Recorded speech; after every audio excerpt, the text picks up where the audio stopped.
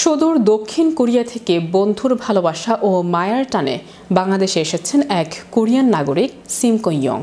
আকাশপথে ৩,৯১৮ কিলোমিটার পথ অতিক্রম করে তিনি পৌঁছান যশোরের শাসা উপজেলার রাজনগর গ্রামে মুকুল হোসেনের বাড়িতে। বৃহস্পতিবার ভোরবেলা হজরত শাহজালাল আন্তর্জাতিক বিমানবন্দরে পৌঁছানোর পর মুকুল হোসেন তাকে রিসিভ করেন এবং সকাল 10টার দিকে নিজ বাসভবনে নিয়ে আসেন।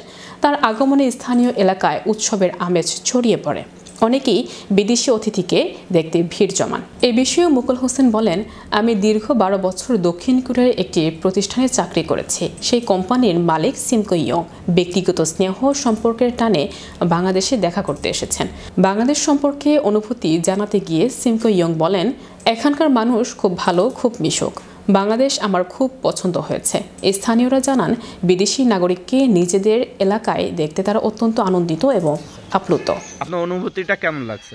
সে আসাতেই আমাদের পরিবার সহ আমার অনুভূতিটা আমি প্রকাশ করে বলতে পারবো না। আমি এত গর্বিত, এত আনন্দিত। আমাকে যেন মনে হচ্ছে আমি অনেক একজন সৌভাগ্যবান ব্যক্তি।